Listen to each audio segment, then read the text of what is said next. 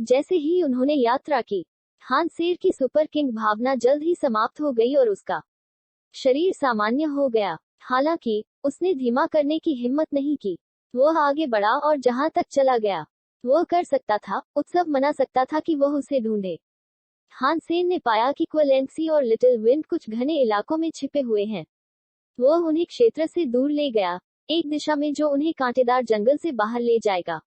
हानसेन जो आखिरी चीज चाहता था वह थी उसकी पूंछ पर एक असंतुष्ट आत्मा। हानसेन लंबे समय तक सुपर किंग स्पिरिट नहीं बन सकता था, और भले ही वह आत्मा को हराने के लिए इसे फिर से इस्तेमाल किया, वह नहीं मरेगी।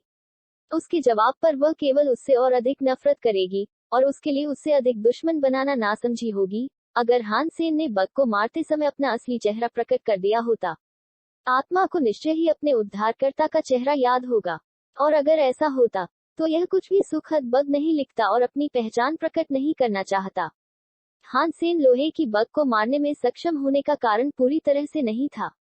इसलिए हानसेन ने आत्मा पर हमला नहीं करने का फैसला किया।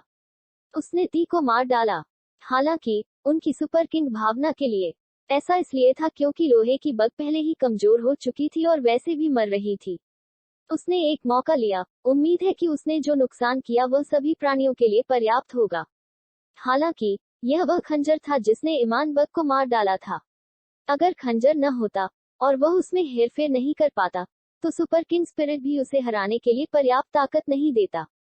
हानसेन वर्तमान में लोहे की बग से बहुत कमजोर था, और इसलिए यह उसके लिए अपने सुपर किंग स्पिरिट मोड की सच्ची शक्ति का प्रदर्शन करना मुश्किल था, जब वह एक ऐसे दुश्मन के खिलाफ जा रहा था जो उससे बहुत ज्यादा मजबूत था।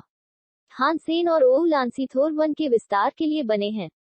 वे थे वहां अपने समय में बहुत कुछ प्राप्त किया, और यह उसके लिए मूर्खतापूर्ण होता उन्हें और अधिक समय तक रहने के लिए, और वे इनाम के साथ नहीं छोड़ेंगे। पहले ही जमा कर लिया था। वह आत्मा को अपना असली चेहरा देखने की अनुमति नहीं दे सकता था। उसने सोचा कि आत्माओं द्वारा विवादित क्षेत्र में रहने की कोशिश करना असंभव होगा यदि उसने देखा कि वह कौन था।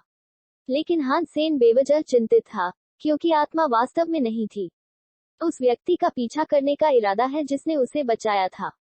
हानसेन को आते ही गायब होते देख आत्मा के चेहरे पर एक भ्रमित भाव था। हानसेन जिस दिशा में भागा, उस दिशा में वह झुकी। वह आत्मा कौन थी? आत्मा व्याकुल लग रही थी। जो हुआ उससे वह नाराज या नाराज नहीं थी। वह हानसेन की लोहे की बग की चोरी से पागल नहीं थी, नहीं उसके शरीर और उसके द्वारा इस्तेमाल किए गए खंजर के दावे पर। उसका चेहरा केवल एक था जो जटिल विचारों को छुपाता था। हानसेन यह नहीं जानते हुए भी काफी चिंतित था। हालांकि उनका ध्यान अब क्वलानाई के साथ सुरक्षित घर लौट रहा था। वे बिना किसी परेशानी के किंग मिंग शेल्टर वापस आ गए। लेकिन जब वे घर लौटे, तो उन्हें चुमिंग नहीं मिला। यार्ड अस्त व्यस्त था, और हानसान के समय में वह पेड़ को पानी की बूंदों को खिलाने में असमर्थ था जो वह उसे दे रहा था। पेड़ अब पीला हो गया था, और वह मरे हुए पेड़ की तरह दिखने लगा था। जब वे चुमिंग को नहीं ढूंढ पाए, तो क्वलेंसी भयानक लग रहा था।